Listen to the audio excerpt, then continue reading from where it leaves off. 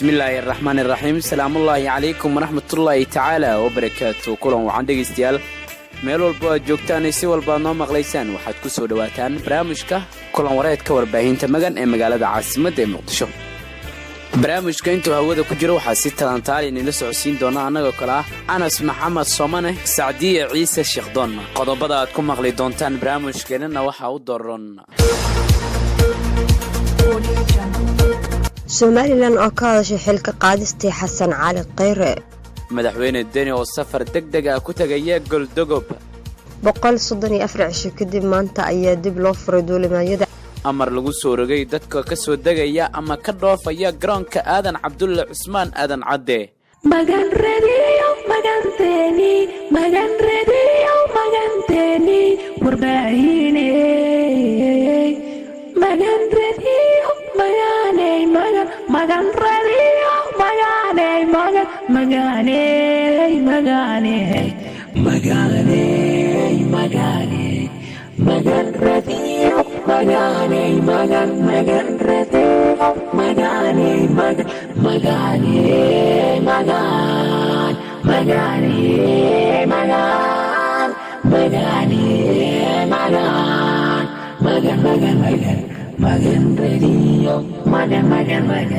magan radio waa maalinimo isliin ah taariikhduna ay ku beegan tahay 3 bisha 8 sanadka 2020. gudaha aan u galno barnaamijka kulan wareedka aynu ku bilownay barnaamijkeena. somalilan ayaa markii ugu horeysay waxa ay ka hadashay kalsooni kala noqoshadii xildhibaanada golaha shacabka ay ku sameeyeen 25 bishii Julaay ee sanadkan xukuumadda uu hogaaminayo ra'iisul wasaarihii hore ee Soomaaliya Xasan Cali Khayre. wasiir ku-xigeenka wasaaradda arrimaha dibadda Somaliland Liibaan Yuusuf Gaxnuug oo la hadlay warbaahinta KFTV ayaa sheegay in hanaankii lagu riday xukuumadda Khayre ay ahayd mid ka muuqata mas'uuliyad darro ha yeeshee Somaliland aysan waxba ka qusaynin. waxa uu sheegay in nidaam dhan oo jira in wax ka yar lagu rido rubisaac taasi ay tahay wax lala yaabo oo muujinayso in ay jiraan is-aaminid la'aan ka dhex jirta Soomaalida iyo inaysan aamini karin xubnaha beesha caalamka ee la shaqeeya. in xukuumadii wada hadalka nala waday wax yar lagu rido waxa ay muujinaysaa in aan lagu kalsoonaan karin, waana mid ku dhisan xukuumadda Muqdisho, taasina ay tahay nasiib darro ayuu yiri wasiir ku-xigeenka wasaaradda arrimaha dibadda Somaliland. sidoo kale waxa uu sheegay in Somaliland aysan jirin mowqif cad oo ku saabsan xilka qaadista ra'iisul wasaarihii Soomaaliya Xasan Cali Khayre, isla markaana aysan doonayn inay farageliyaan arrimaha ka jira Soomaaliya. Somaliland oo aaminsan inay ka go'day Soomaaliya inteeda kale ayaa xubno ka socday Somaliland iyo madaxda sare ee dawladda oo uu ka mid ahaa ra'iisul wasaarihii xilka laga tuuray ee Soomaaliya waxa ay wada hadallo ku yeesheen dalka Djibouti. Saciid Cabdullaahi Deni madaxweynaha dowlad goboleedka Puntland ayaa lagu wadaa inuu toddobaadkan gudihiisa uu booqasho ku tago degmada goldogob ee gobolka mudug tan iyo markii loo doortay xilka madaxweyne Deni oo ku sugan magaalada Gaalkacyo ayaa waxaa safarkiisa ku weelin doono xubno ka mid ah golihiisa wasiirada, waxaana la filayaa inay kulamo kala duwan la qaataan maamulka degmada iyo qaybaha kala duwan ee bulshada. sidoo kale wararka la helaya ayaa waxay sheegayaan in madaxweynaha Puntland Saciid Cabdullaahi Deni mashruuc kala duwan ka dhagax dhigi doono, sidoo kalena kormeer ku sameyn doono xarumaha maamulka iyo kuwa ciidamada ee degmadaasi. madaxweynihii hore ee Puntland Cabdiweli Maxamed Cali Gaas ayaa intii uu xilka hayay booqasho ku tagay degmada Goldogob, waxaana haddii uu tago Deni uu noqonayaa madaxweynihii labaad ee taga degmadaasi. magan radio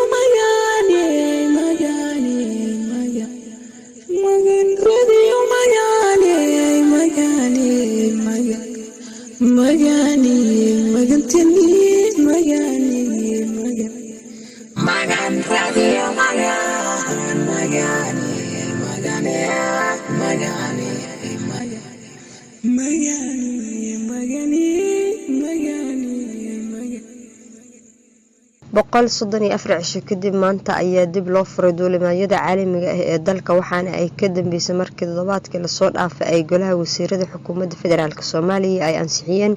in la qaado xayiraadaha saarnaa dalka sababo la xiriira COVID-19. maareeyaha hay-adda duulista rayidka Soomaaliyeed Axmed Macalin Xasan oo goor dhaweyd la hadlay warbaahinta dowladda ayaa sheegay in maanta dib loo furayo duulimaadyada caalamiga ah isla markaana ay u diyaar garoobeen sidii loo wajihi lahaa xaaladda weli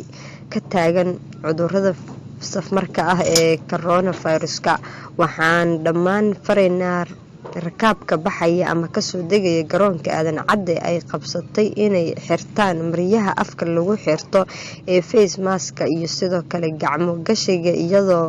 la raacaya fariimaha aan ka bixinayna halista cudurka COVID-19 ayuu yiri maareeye Axmed Macalin. dowladda Soomaaliya ayaa xirtay duulimaadyada caalamiga 19 bishii saddexaad ee sanadkan 2020 kadib markii kiiskii ugu horeeyay ee COVID-19 laga helay dalka gaar ahaan magaalada Muqdisho. magaalada Muqdisho ee caasimadda dalka Soomaaliya waxaa kulan ku yeeshay xildhibaano ka tirsan baarlamaanka Soomaaliya kuwaasoo sheegay inay ka shaqaynayaan sidii dalka loo badbaadin lahaa sidoo kalena ay ku dhici lahayd doorasho qof iyo cod ah. xildhibaanada oo tiro ahaan la sheegay inay gaarayeen in ka badan 50 xildhibaan ayaa waxaa ka mid ah Khadiijo Maxamed Diiriye oo ah wasiirka dhalinyarada iyo ciyaaraha xukuumadda xilka sii haysa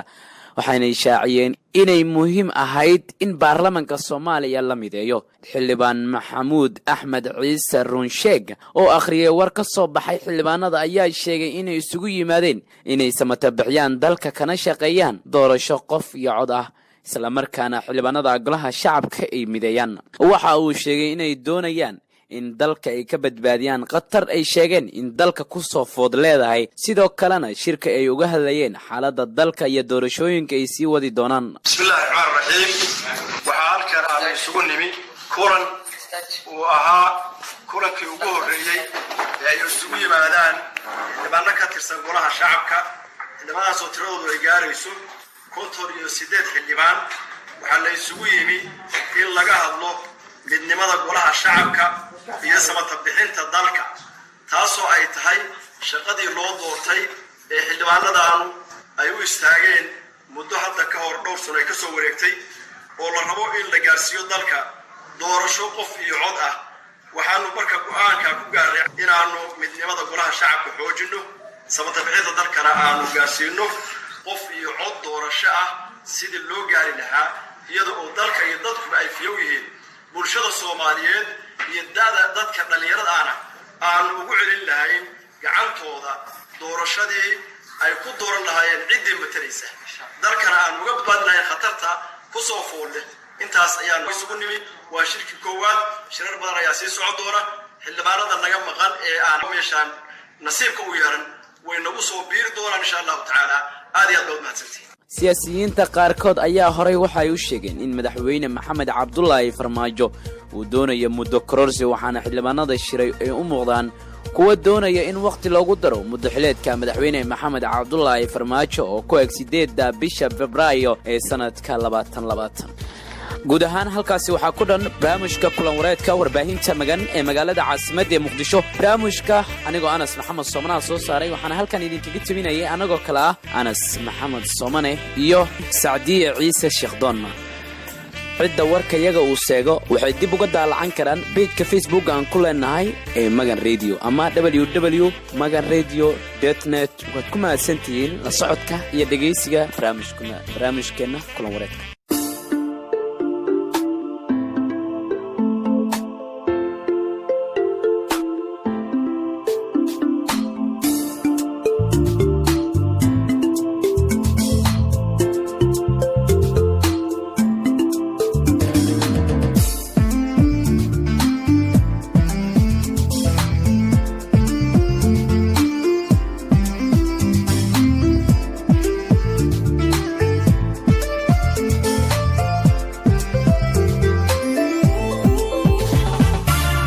jacayligu kaliyaban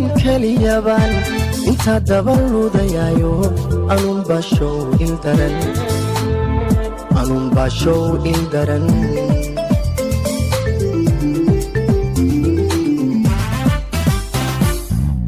jacayligu kaliyaban inta dabaludayayo anun bashow ildaran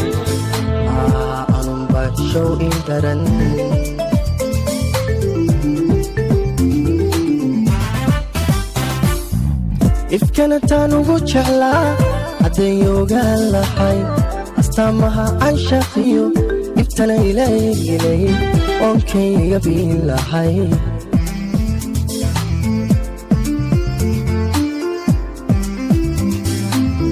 ifkanataan ugu jeclaa hadday ogaan lahay astaamaha canshaqiyo ibtana ilaygilay oonkayga biin lahay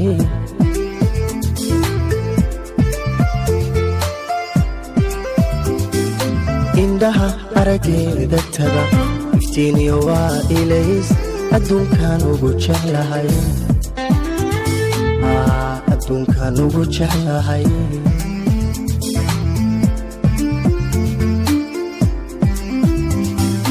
indhaha arageeda taga iftiiniyo waa ilays adduunkan ugu jeclahay alla adduunkan ugu jeclahay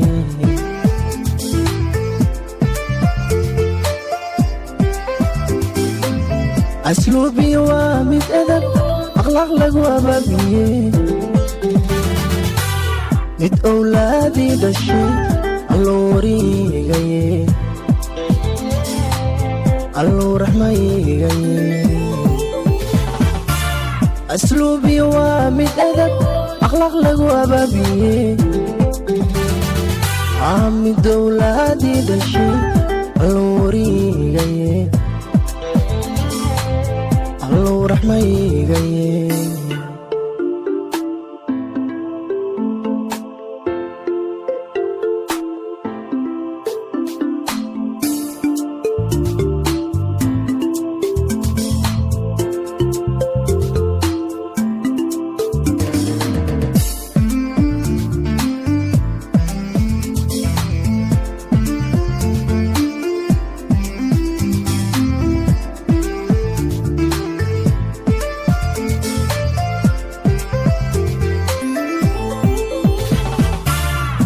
talgabay awada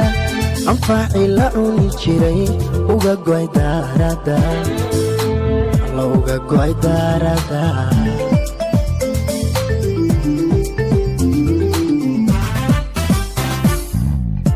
talgabay awada anfaaci la cuni jiray uga go'ay daarada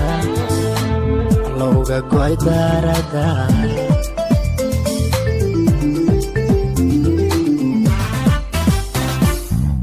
haddaad arinkenilay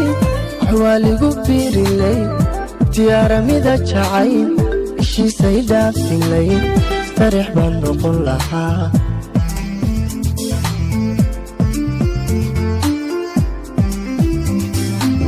haddaad arinkenilay waxwaaligu biirilay diyaaramida jacayl ishiisay dhaafinlay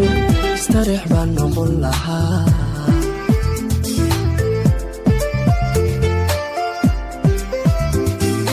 indheer garad baa taho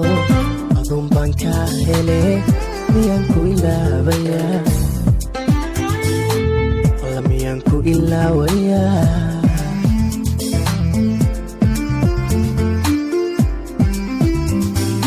indheer garad baa taho aduun baan kaa hele miyaan ku ilaawayaa miyaan ku ilaawayaa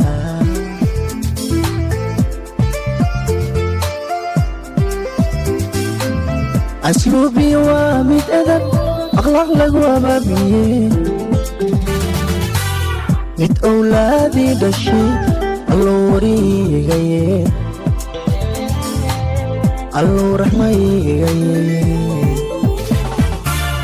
asluubi waa mid edab akhlaaq lagu abaabiye mid owlaadii dhashay